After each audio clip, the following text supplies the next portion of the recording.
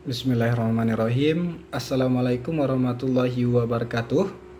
Perkenalkan, nama saya Kama Badri, dan video ini sengaja saya buat untuk melengkapi tugas ujian akhir semester mata kuliah Manajemen Sumber Daya Manusia semester 1 kelas B dengan dosen pengampu Ibu Prof. Dr. Hajah Sri Indratuti SMM. Semoga tugas ini bisa diterima dan semoga video ini juga bermanfaat bagi kita semua, dan selamat menyaksikan. Baiklah, kita langsung ke pembahasan tugas ujian akhir semester. Yang dimana tugas ujian akhir semester ini terdapat 3 soalan dan kita akan bahas soalan yang pertama. Soalan pertama, poin A. Apa saja faktor yang mendukung kinerja pegawai pada instansi tempat Anda bekerja? Jelaskan. Poin B, faktor apa saja yang dapat mendukung komitmen kerja pegawai pada instansi tempat Anda bekerja? Jelaskan. Faktor yang dapat mempengaruhi mendukung kinerja pegawai, yang pertama yaitu pimpinan ataupun atasan. Faktor pertama yang dapat mempengaruhi kinerja karyawan adalah pemimpin atau atasan tempat mereka bekerja. Pemimpin memiliki peranan penting di dalam sebuah organisasi, yakni untuk memberikan motivasi dan arahan bagi seluruh karyawan agar mereka dapat memberikan hasil yang terbaik di dalam mengoptimalkan kualitas pelayanan terhadap masyarakat. Bayangkan jika seandainya kita berada di posisi karyawan dan memiliki pemimpin yang bersifat seperti bos dan hanya memberikan tugas tanpa arahan atau motivasi. Tentu saja, karyawan yang berada di organisasi tersebut akan mulai mengalami penurunan semangat dalam bekerja dan bahkan memutuskan untuk bekerja dalam waktu yang sebentar saja. Poin yang kedua yaitu jenjang karir. Jenjang karir merupakan salah satu faktor yang dapat mempengaruhi kinerja pegawai. Dengan adanya jenjang karir yang pasti, pegawai akan merasa aman dan nyaman dalam bekerja di sebuah perusahaan ataupun organisasi, karena mereka dapat memiliki tambahan penghasilan dan juga pengalaman kerja yang baik. Yang ketiga yaitu lingkungan kerja. Kinerja pegawai juga dapat dipengaruhi oleh lingkungan tempat mereka bekerja. Apabila pegawai tersebut bekerja di lingkungan yang kurang suportif dan bahkan memiliki rekan kerja yang tidak bisa diajak untuk bekerja sama, maka hal tersebut dapat membuat pegawai menjadi cepat jenuh dan kehilangan motivasi untuk menyelesaikan tugas serta tanggung jawab yang telah diberikan. Dan yang keempat yaitu beban pekerjaan. Faktor lainnya yang dapat mempengaruhi kinerja pegawai adalah beban pekerjaan yang bisa jadi terlalu banyak atau melebihi kapasitas dari yang semestinya. Oleh karena itu, sebagai seorang atasan harus dapat mengetahui seberapa besar kemampuan masing-masing pegawai dalam mengerjakan suatu pekerjaan dan memberikan pekerjaan tersebut sesuai dengan porsinya. Ada beberapa organisasi memiliki keterbatasan tenaga kerja namun memiliki permintaan kerja yang cukup tinggi. Akan tetapi, sebagai seorang pemimpin ataupun atasan harusnya dapat mencoba mengatasi hal-hal tersebut dengan menambah pegawai ataupun membekali pegawai yang saat ini sudah bekerja di organisasi tersebut agar dapat bekerja secara cepat dan efektif. Dan yang kelima yaitu kemampuan individual. Kadangkala, seorang karyawan bisa saja mengalami kesulitan untuk menyelesaikan pekerjaan yang telah diberikan karena adanya keterbatasan kemampuan. Selain itu, mungkin saja karyawan tersebut belum pernah mengerjakan tugas tersebut sehingga mereka tidak mengerti harus bagaimana untuk menyelesaikannya. Sebagai seorang pemimpin, dituntut mampu bisa memfasilitasi pegawai dengan program training ataupun workshop yang dapat membantu mengembangkan potensi dalam diri mereka. Dengan adanya program training, maka pegawai akan merasa lebih yakin dan percaya diri dalam menyelesaikan seluruh tugas yang diberikan kepadanya. Dan yang keenam yaitu sarana dan prasarana. Sarana dan prasarana sering dianggap sepele. Ketersediaan fasilitas organisasi dalam menunjang kinerja pegawai selama bekerja sangatlah penting. Beberapa fasilitas organisasi mulai dari ketersediaan meja dan kursi yang layak pakai, sirkulasi udara yang baik, pencahayaan yang cukup, hingga sistem keamanan yang sangat dibutuhkan oleh pegawai agar mereka dapat bekerja dengan mudah dan nyaman. Dan yang ketujuh yaitu apresiasi. Faktor yang dapat mempengaruhi kinerja pegawai adalah dengan adanya apresiasi atasan atas pencapaian mereka. Pegawai akan merasa dihargai atas seluruh kerja kerasnya dan mereka akan semakin termotivasi untuk bekerja dengan lebih giat. Baik, kita lanjut ke pembahasan poin B mengenai faktor apa saja yang dapat mendukung komitmen kerja pegawai. Yang pertama yaitu build the tradition. Build the tradition yaitu membangun tradisi yang menciptakan suatu nilai yang mendorong berbagai perilaku yang diinginkan, seperti menanamkan nilai kedisiplinan dan tanggung jawab pada seluruh pegawai di dalam bekerja. Yang kedua yaitu profit extensive two-way communication. Profit extensive two-way communication yaitu menyediakan komunikasi dua arah untuk menanamkan perasaan yang dialami dalam bekerja dengan cara yang adil. Berjalan komunikasi yang baik dari dua arah, dari vertikal horizontal maupun horizontal vertikal, atasan ke bawahan maupun bawahan ke atasan. Dan yang ketiga yaitu get together. Get together yaitu kebersamaan melalui pertemuan-pertemuan kelompok yang diadakan di dalam perayaan untuk membina kebersamaan. Rasa kebersamaan ini harus dibangun agar hubungan kedekatan atasan dengan bawahan dan bawahan sesama bawahan semakin baik.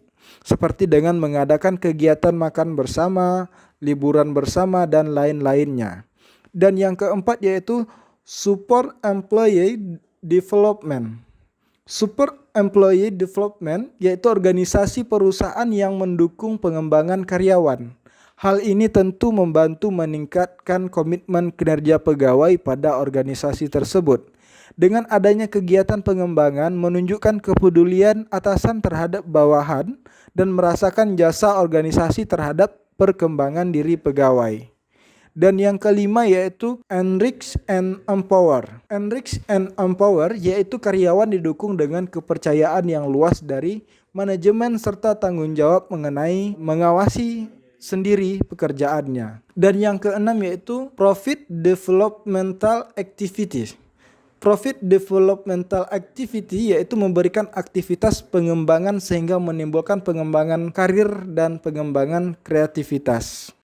Dan kita lanjut ke soalan nomor 2. Kenapa organisasi melakukan re-engineering dan restrukturisasi dan apa yang membedakannya masing-masing? Berikan contoh yang melakukan restrukturisasi dan re-engineering untuk organisasi profit motif dan social motif. Kenapa demikian dan jelaskan. Re-engineering.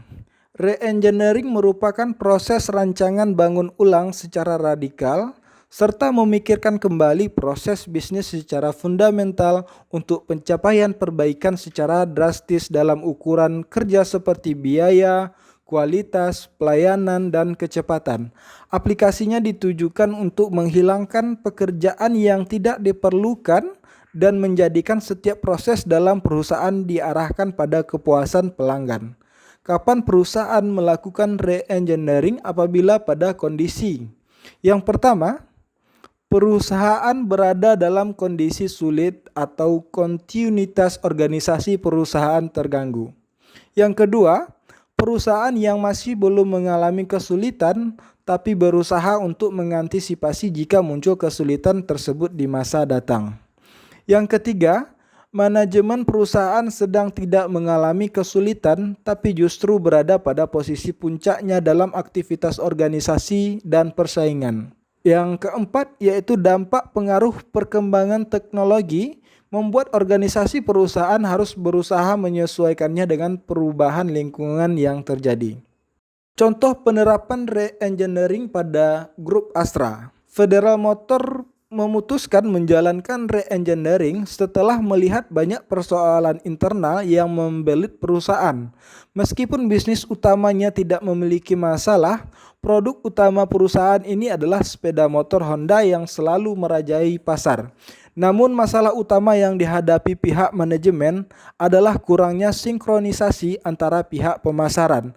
Melihat gejala yang tidak sehat ini, maka diusulkan pada manajemen untuk mengadakan perubahan secara radikal terhadap keempat perusahaan yang terdapat di federal, mulai dari perakitan, pabrik, mesin, pabrik stamping sampai ke subkontraktornya yang harus di re-engineering secara bersama. Tahap-tahap yang dilakukan Astra adalah yang pertama mengidentifikasi masalah, dan yang kedua yaitu pelatihan dan penyatuan konsep re-engineering, dan yang ketiga yaitu identifikasi masalah di masing-masing perusahaan, dan yang keempat yaitu penerapan perubahan sistem. Restrukturisasi. Restrukturisasi adalah upaya yang dilakukan perusahaan dalam rangka penyehatan perusahaan yang merupakan salah satu langkah strategis untuk memperbaiki kondisi internal perusahaan guna memperbaiki kinerja dan meningkatkan nilai perusahaan. Ada beberapa faktor yang membuat perusahaan melakukan restrukturisasi. Yang pertama, masalah hukum ataupun monopoli. Yang kedua yaitu tuntutan pasar. Dan yang ketiga tuntutan geografis. Yang keempat hubungan holding dan anak perusahaan. Dan yang kelima kondisi serikat karyawan. Dan yang keenam yaitu fleksibilitas manajemen perusahaan. Contoh penerapan restrukturisasi pada PT Aqua Golden Mississippi. PT Aqua Golden Mississippi didirikan pada tahun 1973 oleh Bapak Tirto Utomo sebagai produsen pelopor air minum dalam kemasan di Indonesia.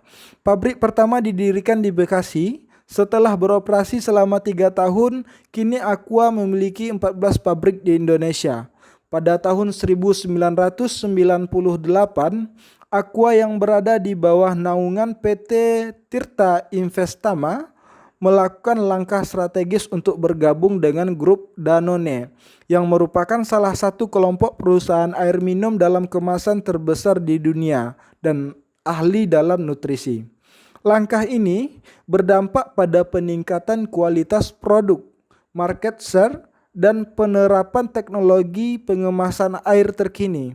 Di bawah bendera Danone Aqua, kini Aqua memiliki lebih dari 1 juta titik distribusi yang dapat diakses oleh pelanggannya di seluruh Indonesia. Restrukturisasi dan re-engineering organisasi merupakan salah satu cara dalam melakukan transformasi organisasi yang merupakan proses mempersiapkan dan menata ulang sumber daya organisasi yang mengarahkannya untuk mencapai tingkat kinerja daya saing yang tinggi dalam lingkungan yang dinamis dan kompetitif untuk meningkatkan produktivitas organisasi.